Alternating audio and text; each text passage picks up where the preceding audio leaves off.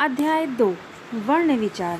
बच्चों, आज हम इस अध्याय में वर्ण के भेदों के बारे में जानेंगे। वास्तव में वर्ण है क्या? वर्ण उच्चारित ध्वनियों को जब लिखकर बताना होता है तब उनके लिए कुछ लिखित चिन्ह बनाए जाते हैं। ध्वनियों को व्यक्त करने के ये चिन्ह ही वर्ण कहलाते हैं। वर्ण भाषिक ध्वनियों को लिखित रूप देते हैं। हिंदी में इन वर्णों को अक्षर भी कहा जाता है। ये ही भाषा की लघुतम इकाई हैं। वर्ण को परिभाषित करते हुए हम कह सकते हैं कि वर्ण उस मूल ध्वनि को कहते हैं जिसके खंड या टुकड़े नहीं किए जा सकते।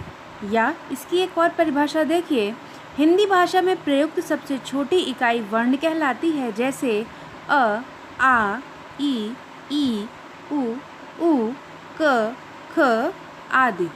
हिंदी वर्णमाला स्वर और व्यंजनों को मिलाकर बनती है।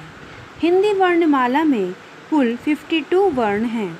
उच्चारण व प्रयोग के आधार पर वर्णमाला के 2 भेद हैं। पहला स्वर और दूसरा व्यंजन। स्वर के अंतर्गत 11 स्वर और 2 अयोगवाह आते हैं। अ, ई, उ, री, ए, ओ, औ ये 11 स्वर हैं तथा अंग और आह ये दोनों अयोगवाह हैं। इसी प्रकार व्यंजन भी कुल 39 हैं, जिनमें से 33 मूल व्यंजन हैं, 2 अतिरिक्त व्यंजन हैं तथा 4 संयुक्त व्यंजन हैं। श, त्रंग, ज्ञ और श्र संयुक्त व्यंजन की श्रेणी में आते हैं तथा ड़ और ढ अतिरिक्त व्यंजन की श्रेणी में आते हैं। स्वर जिन वर्णों के उच्चारण में मुख से निकलने वाली हवा बिना किसी रुकावट के निकलती है वे स्वर कहलाते हैं। हिंदी में 11 स्वर होते हैं। आ, ई, उ, री, ए, ओ, औ। स्वर के निम्नलिखित 3 भेद हैं: ह्रस्व स्वर, दीर्घ स्वर तथा प्लुत स्वर। ह्रस्व स्वर जिन स्वरों के उच्चारण में एक मात्रा का अर्थात कम समय लगे वे ह्रस्व स्वर कहलाते हैं, जैसे अ, ई, उ, री। ये संख्या में 4 हैं, इन्हें मूल स्वर भी कहते हैं। दीर्घ स्वर जिन स्वरों के उच्चारण में ह्रस्व स्वर से 2 गुना समय लगता है वे दीर्घ स्वर कहलाते हैं। दीर्घ स्वरों की संख्या 7 है, जैसे आ, ई, उ, ए, ओ, औ। प्लुत स्वर जिन स्वरों के उच्चारण में ह्रस्व स्वर से तिगुना अर्थात 3 मात्रा का समय लगे वे प्लुत स्वर कहलाते हैं। सामान्यतः प्लुत स्वर का प्रयोग हम हिंदी में बहुत कम करते हैं। इसके कुछ ही उदाहरण देखने को मिलते हैं, जैसे ओम आदि। अब हम बात करते हैं व्यंजन की। जिन वर्णों का उच्चारण स्वरों की सहायता से किया जाता है तथा मुख से निकलने वाली हवा अलग अलग उच्चारण स्थानों से टकराकर आती है वे व्यंजन कहलाते हैं। व्यंजन के 3 भेद होते हैं: स्पर्श व्यंजन, अंतस्थ व्यंजन और ऊष्म व्यंजन। स्पर्श व्यंजन किसे कहते हैं, ध्यान से देखिए। जिन वर्णों के उच्चारण में श्वास वायु उच्चारण स्थानों को स्पर्श करती निकलती है वे स्पर्श व्यंजन कहलाते हैं। का से म तक 25 स्पर्श व्यंजन हैं। इन्हें 5 वर्गों में बांटा जाता है: क वर्ग, च वर्ग, ट वर्ग, त वर्ग और प वर्ग। क वर्ग के अंतर्गत क, ख, ग, घ, ङ। च वर्ग के अंतर्गत च, च, ज, ज, ञ। ट वर्ग के अंतर्गत ट, ठ, ड, ढ, ण। त वर्ग के अंतर्गत त, थ, द, ध, न। प वर्ग के अंतर्गत प, फ, ब, भ, म वर्ण आते हैं। अब हम बात करते हैं अंतस्थ व्यंजन की।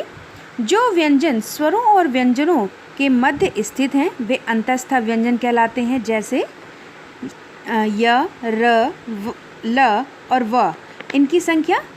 ऊष्म व्यंजन जिन व्यंजन के उच्चारण में श्वास वायु रगड़ खाकर मुंह से बाहर निकलती है तथा कुछ गर्माहट पैदा करती है वे व्यंजन ऊष्म व्यंजन कहलाते हैं। इनकी संख्या भी 4 है: श, स और ह।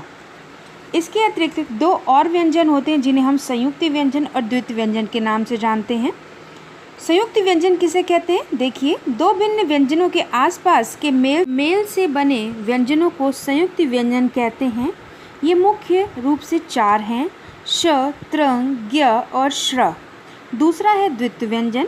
जब एक व्यंजन ध्वनि अपने समान अन्य ध्वनि से जुड़ती है तो इसे द्वित्व व्यंजन कहते हैं। जैसे पक्का, इसमें आप देख रहे हैं का शब्द का 2 बार प्रयोग हुआ, एक बार आधा का और एक बार पूरा का, तो ये द्वित्व व्यंजन कहलाता है।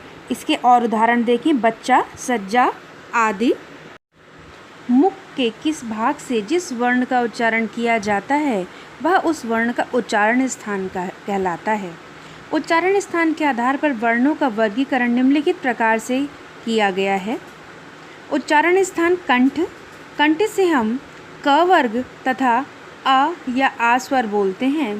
तालव्य यानी तालु से हम च वर्ग, ई, य और श का उच्चारण करते हैं। मूर्धन्य तालु के मूर्धा भाग से ट वर्ग, री, र तथा श का उच्चारण करते हैं।